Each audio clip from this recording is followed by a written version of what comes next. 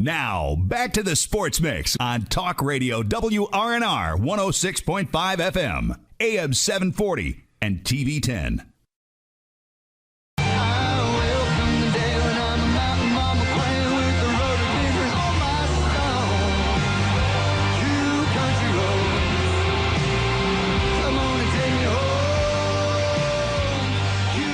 We welcome you back to the Sports Mix. Nick Verzolini, Colin McLaughlin, Dylan Bishop here on the show. Show brought to you in part by Hagerstown Ford, revolutionizing the car buying experience. Go to FordofHagerstown.com. We now welcome to the program the voice of the West Virginia Mountaineers, Tony Caridi. Tony, how's it going? I'm well. How you guys doing? We're doing well as well. Doing all right. Good to have you on the show. Go ahead, Tom. Always fun here, Tony. Kick it off as coming on Friday here in the Panhandle. You'll have the 15th annual Inside the Huddle event. So just wanted to start off before we talk football here on the show, promoting that as it benefits the Boys and Girls Club of the Eastern Panhandle, and let you take it from here on what you'll have in store for those that want to come and enjoy that. Sure. Well, it's amazing that it's 15 years. I had not realized until you said that, Colin, that it's been 15 years now. But this is something that we began with the folks from the Boys and Girls Club, and I think folks in the area know how prominent of a role that organization plays. And this is intended to shed light on what they're doing and obviously raise dollars at the same time. So it's been a great partnership, and I certainly appreciate all the folks there. In regard to topics of conversation, it seems to be unending at this point. I think things, as everyone that follows college sports know, are at a absolute point of change that we've never seen before. Really, since July 1st, the actual start of revenue sharing for college teams, Power 4 level, it's changed the entire dynamic of college sports. And so we'll talk about that and what it all means. And then obviously, for the first time ever in these 15 years, we have a new football and a new men's basketball coach starting in the very same year. And the advent of Ross Hodge as the new Mountaineer basketball coach and the new roster that he has put together, and the return of Rich Rodriguez and the 70-plus new players that he'll have on the field starting next week. So just an amazing amount of pieces that are changing in this world, and we'll get into all of those types of things and kind of speculate what the future looks like. All righty, and for those tuned in on TV 10 or our Facebook stream, you saw the graphic there. You can scan the QR code to purchase your tickets. It's $50 per person. All proceeds benefit the Boys and Girls Club of the Eastern Panhandle. You'll have food and beverage there as well included in the ticket. You'll hear from Tony and his outlook on the upcoming seasons for WVU sports, and then a silent auction, a live auction as well of a few WVU things that you don't want to miss out. It's overall just pretty much a preseason tailgate with Mountaineer fans. I try to attend every year, and every year I enjoy it. It's something new each and every time. Colin, you're in charge of the weather, so just make sure we get no precipitation and everything will be good. I think I can do that. I think the rain is going to hit whenever I'm at the beach the following week instead of Friday night. So you're taking one for the team. Taking one for the team there, Tony.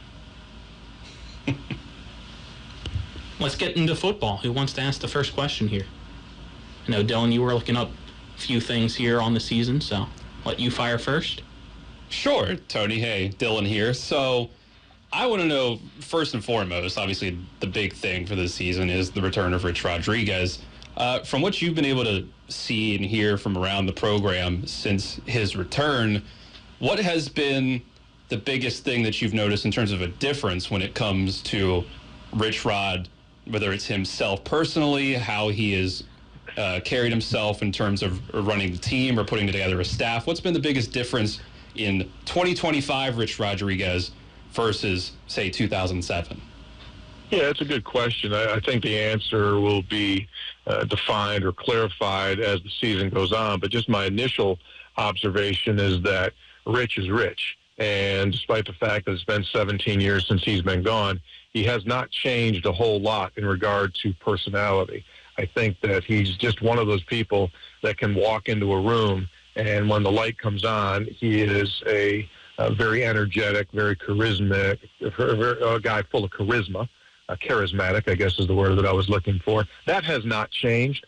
I think the other part of the answer, again, will probably come once the season starts and we start to see his offense. But for the most part, he says that they are actually playing at a faster tempo now than they have in the past. And again, that is his calling card on offense, that they're going to try to play as fast as possible for a bunch of different reasons. And so that has not changed. I think defensively, when Rich first came in, he had a concept of using a unique defense at the time in the odd stack defense, the three-man front, which basically has been adopted by the majority of schools now. You see it, but back when West Virginia was doing it, it was a new thing. I think this time he comes around, and with Zach Alley coming in as the defensive coordinator, he again is going to be unique and different in his approach defensively, but it's going to be just a bunch of aggressive style of play, bringing a lot of blitzes, looking different, just an awful lot of time. He'll just be changing fronts and changing looks for confusion. So he tries to confuse you on defense, just as that odd stack would cause teams problems when Jeff Castile was the defensive coordinator. And Jeff, parenthetically, is back on staff now, coaching linebackers. And then offensively, same thing. Rich is going to run his offense, which utilizes all 11 guys on offense, which means that quarterback is going to play a central role in running the football as well. So I think those are some of the similarities. Some of the differences, I think, remain to be seen.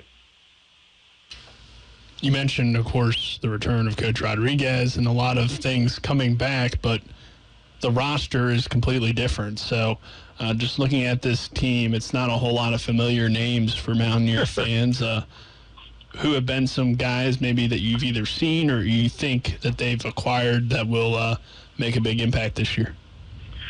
Well, 70-plus new guys. I think we may have as many as 74 new players, depending on how the whole thing settles in. And so I think the rarities, right, are the guys that are returning.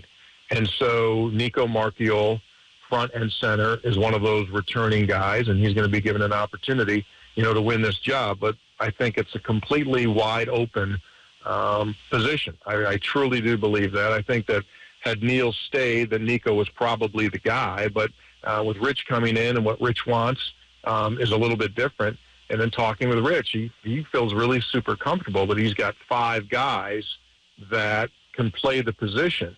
I don't think he would tell you that he's got 5 guys that are of this, high elite level, but he feels he's got 5 guys that he can compete with and that all do good things. In other words, there's no busts that are sitting there. So he needs to figure out who that player is. And he, has chatted a little bit with me, and he said that in August, where he normally would not let a quarterback take live contact, he's going to have to, because oftentimes you don't know who is going to perform in game situations until an actual game. So he's going to have to get him hit. And I think if you're old enough to remember, Pat White was one of those guys. So Pat came in, and when he got onto the game field, people went like, oh, there's a difference here. And I think that's what he's going to try to do here in camp, is let those guys go live and see who gets his system, who plays it the way he wants it to be played. He is the absolute orchestra leader when it comes to this offense. You have got to do and run it the way that he wants it run. And until he gets that guy, then he'll make moves. When he finds that person, then he'll settle in. And so what he's trying to do here is determine who's the guy that takes a 7-yard run. Like if there's 5 guys and they all run the same play and they all get 6 yards on the carry, they're looking for the guy that breaks the tackle and gets 13 yards. Like, that's what you don't know until you know it. And so those are the things that he's searching for. As far as that goes, offensive line, it's completely rebuilt. Just a few names. Return Landon Livingston looks as though he'll be the starting center. But there's all new blood that has come in there. They were concerned about that unit. They went heavy after spring ball was over. And there's about 24 to 27 guys on this roster now that didn't even participate in spring practice. So, again, the people keep asking me, and rightfully so, because people are getting excited, hey, what do you think? And my answer is, I got zero idea. 70-plus new guys. You don't know how it's going to come together. You're not sure if it's going to come together, when it's going to come together. So I think that's what makes this season, incredibly interesting, is you just don't know if or when it's going to happen. I think with Rich being at the helm, it's going to happen. But does it happen, this year, next year, 2 years from now? That remains to be the question. And you take a look at all the newcomers on the roster for this year and you compare it to the other teams within the conference, most notably at the quarterback position. The talk of the Big 12 has been the quarterback position right. being the arguably deepest in the entire country. So how will the Mountaineers fare when you look at the conference schedule this year up against everybody else in your mind? You're talking about wins and losses? Wins and losses, and just maybe in that quarterback position alone, it feels like possibly that they're going to be behind the 8 ball in that battle for majority of the season, if not all the season. Well, if you're trying to win the Pretty Boy contest at quarterback, then you're probably not going to get it. Again, it's who's the most, for West Virginia, all that matters is who's the most efficient quarterback. Are we going to have the quarterback? We're going to have the best quarterback in the league when it comes to throwing the long ball? Probably not. Are we going to have, the quarterback that can do this or that? The whole thing is based upon understanding the concept. This is as much concept. Now, obviously, you've got to be a skilled and talented player. And Rich's offense, obviously ran a lot better with Rasheed Marshall and Pat White than it did with Tony Caridi at quarterback. You've got to have that certain it. And so when that time comes, and I think they think internally, as I said earlier, that they've got some guys that can get it. It's who establishes themselves. But every week's going to be a challenge in this league. Vegas has got West Virginia at 5.5 wins overall.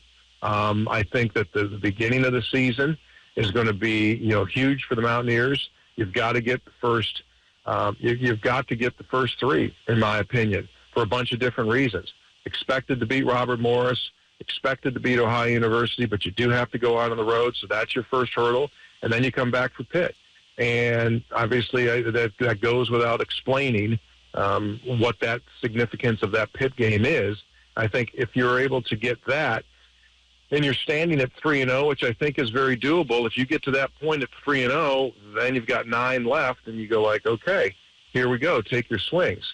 So, week in and week out, I would say that West Virginia is going to be challenged, but at the same time, I think you could also make the case that there is no super elite team in this conference, which actually helps West Virginia. I think depth-wise, it's really good, it's really talented, but you don't have any games today that you sit here and go absolutely zero, no chance, and that's, I think, all you could ever ask for. I know we only have a couple minutes here, but how much legitimacy do you think there is to the argument to say, a lot of people will say when it comes to someone like Rich Rod returning to a job like this, that you really can't come home again and have that same sort of success. And I know the levels of success he had at Arizona and Michigan, although he had some great moments with guys like Khalil Tate and Denard Robinson, Jacksonville State was really the one place where he was able to have sustained success once leaving WVU.